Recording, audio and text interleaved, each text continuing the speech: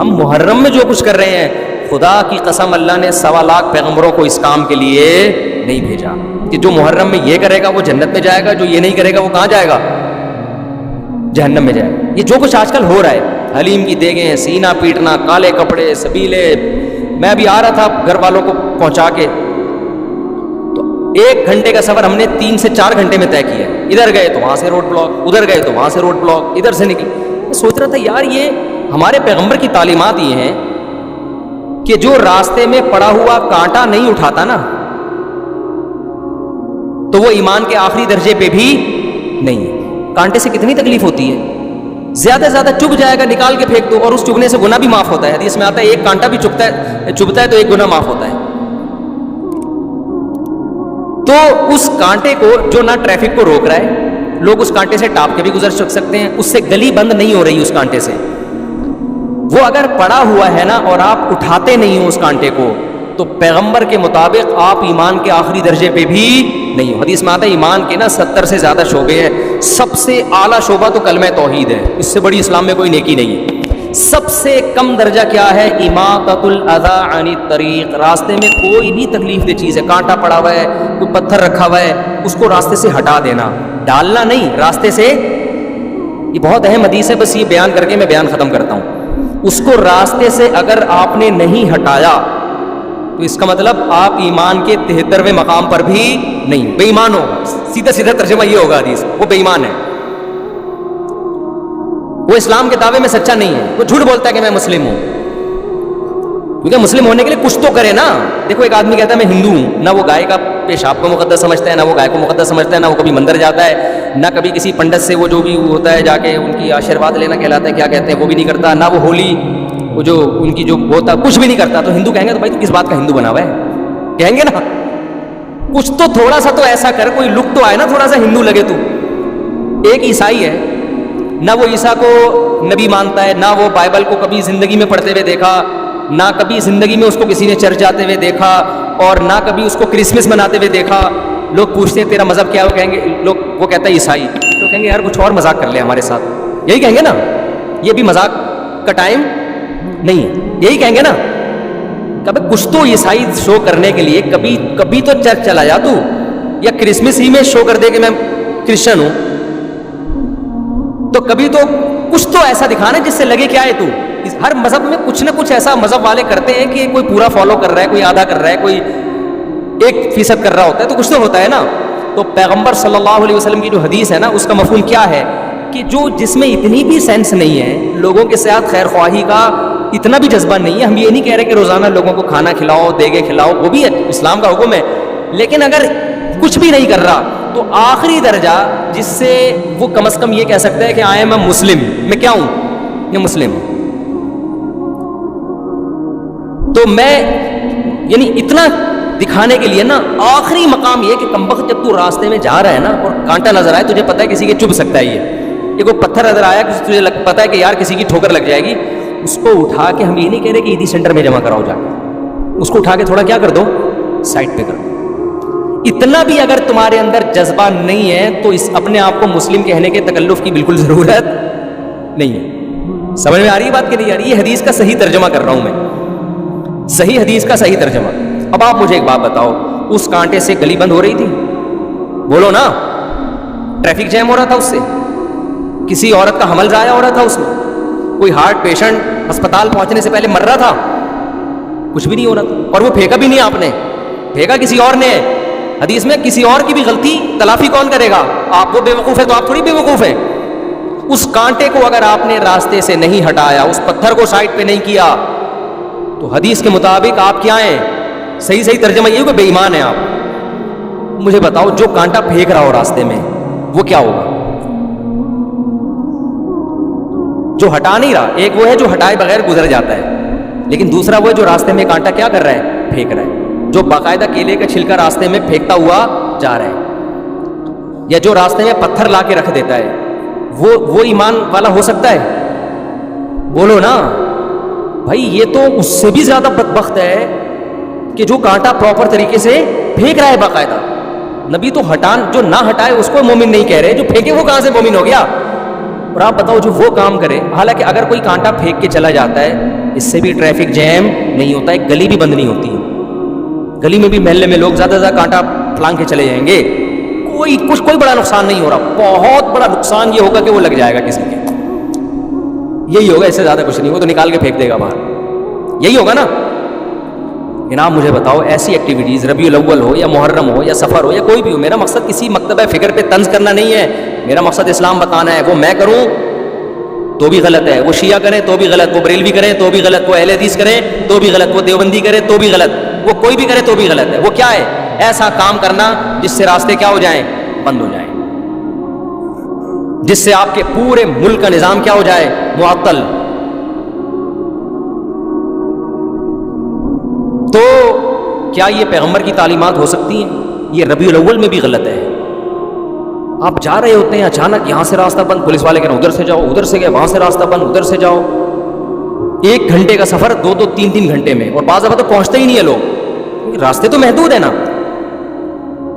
تو یہ جو ہم گلیاں بند کروا رہے ہیں، پوری روڈیں جام کروا رہے ہیں، یا تو آپ کہہ سکتے ہیں کوئی بڑا مطالبہ ہو نا آپ کے پیش نظر، تو بڑی مصیبت سے بچنے کے لیے اسلام کہتا ہے چھوٹی مصیبت کو برداشت کیا جائے۔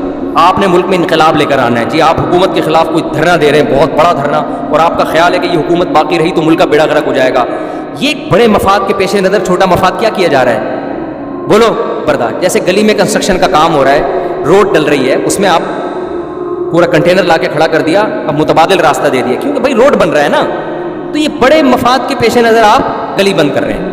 تو اسلام کا اصول ہے بڑے فائدے کے پیش نظر چھوٹا نقصان برداشت کیا جاتا ہے۔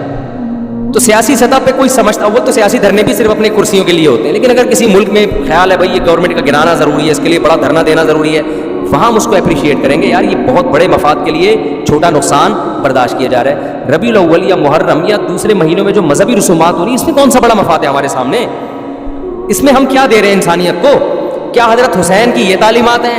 کیا رسول اللہ صلی اللہ علیہ وسلم کی یہ تعلیمات ہیں جو ہم ربیع الاول میں کر رہے ہوتے ہیں، جو محرم میں کر رہے ہوتے ہیں؟ کیا صحابہ کرام کی یہ تعلیمات ہیں؟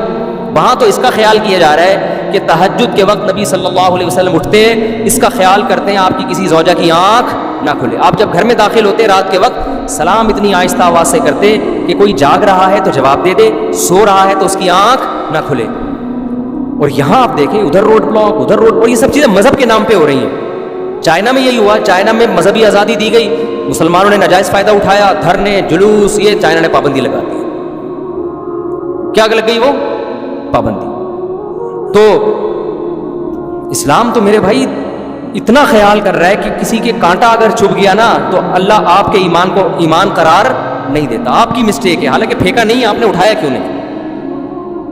جو کرنے کے کام ہیں وہ کیے نہیں جا رہے۔ کرنے کے کام کیا ہیں؟ کلوا من الطیبات، کھاتے ہوئے دیکھو حلال کھا رہا ہوں کہ نہیں کھا رہا، وعملوا صالحا، عمل کرتے ہوئے دیکھو جائز عمل کر رہا ہوں کہ ناجائز کر رہا ہوں۔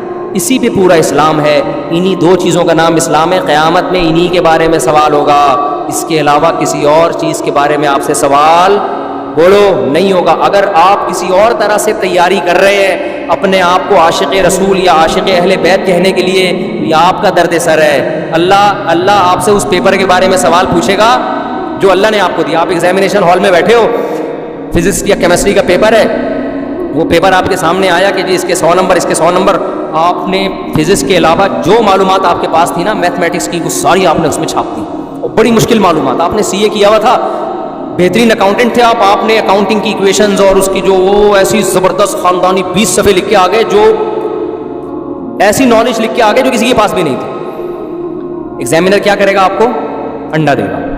آپ ایگزامینر کے پاس پہنچ گئے، یار میں نے اتنی محنت کی ہے، اتنا مشکل پیپر میں نے لکھ کے آیا ہوں، اور یہ میں CA کر کے میں نے یہ تیاری کی ہے، چارٹرڈ اکاؤنٹنٹ بننا کوئی آسان کام نہیں ہے۔ اس کے بعد میں نے یہ لکھا اور میں نے یہ کیا، اور وہ جو فزکس جو کر کے آیا وہ 2 منٹ کا کام تھا، ایکویشن انہوں نے یاد کی بھی تھی رٹا لگا کے، اور کچھ ایکویشن یاد کی بھی تھی، وہ سب کر آگے آ گئے، اور میری اتنی مشکل کام آپ نے 0 دیا۔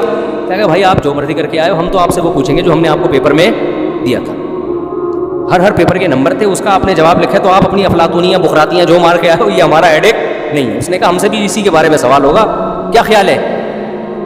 تو اللہ میاں جی جو ہمیں پیپر دیا ہے نا، اس میں محرم کے جلسے جلوس، بولو چپ ہو جاتے ہو، پتہ نہیں کیوں نہیں ہے۔ اس میں ربیع الاول کے جلوس اور کیک کاٹنا اور ڈسکو ڈانس جو ہو رہا ہے آج کل وہ نہیں ہے. نبی سے محبت کا یہ والا طریقہ ایکسیپٹیبل ہے ہی نہیں قیامت کے دن.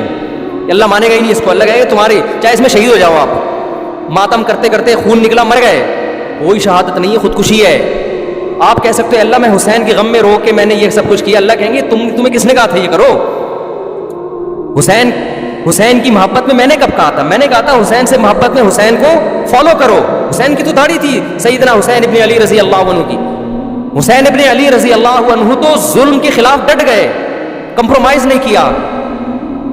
اور ہم میں کتنے لوگ ظلم کر رہے ہیں, بیوی پہ ظلم, بچوں پہ ظلم, قوم پہ ظلم, ملک پہ ظلم. کتنے لوگ ہیں دفتروں میں ٹائم پہ نہیں پہنچتے اور تنخواہ پوری لیتے ہیں. یہ ریاست پہ ظلم کر رہے ہیں کہ نہیں کر رہے؟